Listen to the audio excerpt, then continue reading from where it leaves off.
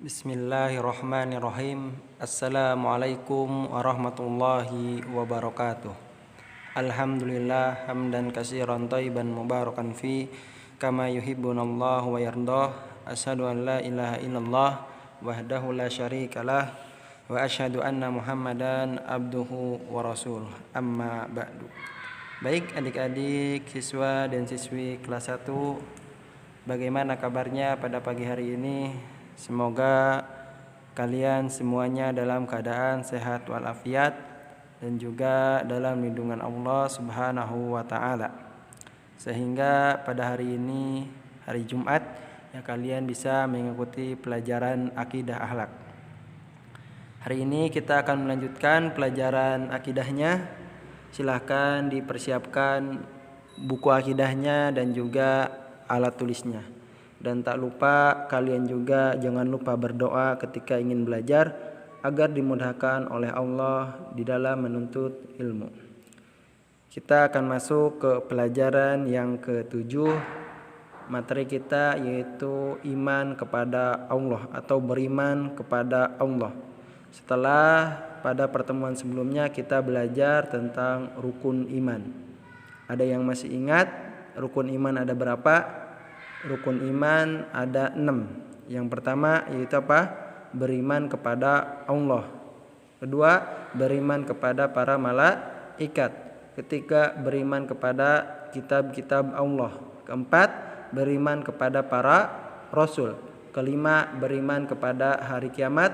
Dan yang keenam, beriman kepada qada dan qadar, ya, atau disebut juga takdir, yaitu ketentuan Allah. Nah, di sini kita akan belajar rukun iman yang pertama, yaitu beriman kepada Allah. Dan Bapak harap ya setelah pembelajaran ini kalian mengetahui ya tentang beriman kepada Allah. Ya, dan di sini kita akan membahas tentang syahadat, ya, yang pertama syahadat, yang kedua Tuhan kita adalah Allah, kemudian Allah Maha Esa, dan yang terakhir Allah berbeda dengan makhluk. Baik, perhatikan adik-adik siswa dan siswi kelas 1 ya, bahwa orang beriman wajib mengetahui tentang syahadat, yaitu apa? Bersaksi dan mengakui hanya Allah Tuhannya dan Muhammad SAW adalah nabi dan rasul utusannya, yaitu utusan Allah. Jadi kita ya adik-adik, baik siswa maupun siswi, sebagai orang yang beriman, kita harus tahu ya, kita harus bersaksi dan mengakui hanya Allah Tuhan kita, dan Muhammad SAW adalah nabi dan rasul utusan Allah. Dan di sini syahadat terbagi menjadi 2, yaitu ada syahadat tauhid dan ada syahadat rasul. Apa itu syahadat tauhid? Syahadat tauhid yaitu kita mengucapkan asyhadu alla ilaha illallah, yang artinya aku bersaksi bahwa tidak ada Tuhan yang benar selain Allah. Ya, Bapak ulang, syahadat tauhid kita mengucapkan asyhadu alla ilaha illallah. Sedangkan syahadat rasul kita mengucapkan asyhadu anna Muhammadar Rasulullah. Artinya apa? Aku bersaksi bahwa Muhammad SAW adalah utusan Allah. Ya, jadi syahadat ada berapa tadi? Ada 2. Ada syahadat tauhid dan ada syahadat rasul. Syahadat tauhid kita mengucapkan asyhadu alla ilaha illallah, sedangkan syahadat rasul kita mengucapkan asyhadu anna Muhammadar Rasulullah. Itu tentang syahadat.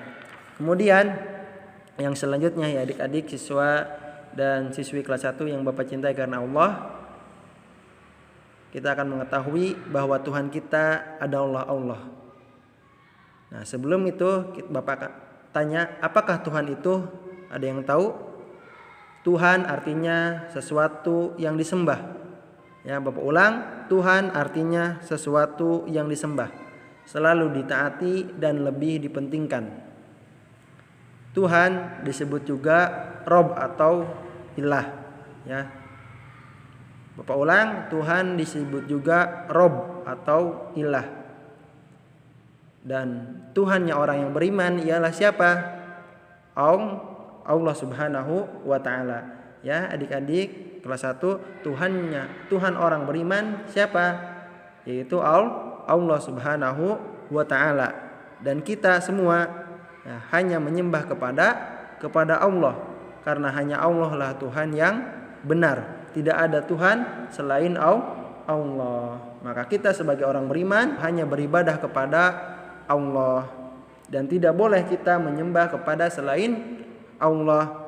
Karena apa? Karena itu adalah perbuatan syirik. Ya, seperti di buku, coba dibuka buku halaman 36. Di situ ada gambar ya, seseorang yang sedang menyembah patung.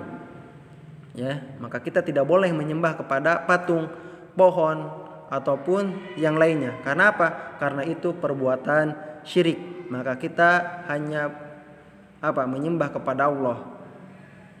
Karena hanya Allah lah Tuhan yang benar. Dan dosa syirik yang merupakan perbuatan dosa yang sangat besar, yang menyebabkan pelakunya nanti akan masuk ke dalam neraka. Ya, dan kekal di dalamnya apabila dia tidak bertaubat kepada Allah Subhanahu wa taala. Itu tentang Tuhan kita adalah siapa? Allah Subhanahu wa taala. Kemudian adik-adik siswa dan siswi kelas 1 yang Bapak cintai karena Allah, poin yang kedua, Allah Maha Esa. Ada yang tahu apa itu Esa? Esa artinya hanya satu.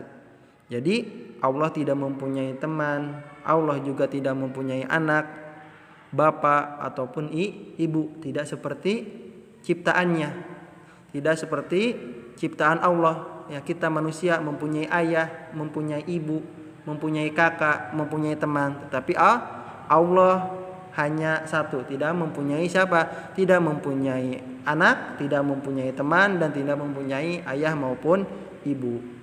Dan juga selain Allah Esa, Allah juga maha kuasa. Artinya apa? Allah mampu melakukan apa saja. Allah menciptakan segalanya yang ada di alam semesta, ya, yang ada di langit dan maupun di bumi, itu semua ciptaan Allah. Hanya Allah yang melakukan itu, tidak ada yang membantunya, hanya Allah sendiri yang melakukan itu. Ya, jadi Allah tidak memerlukan bantuan.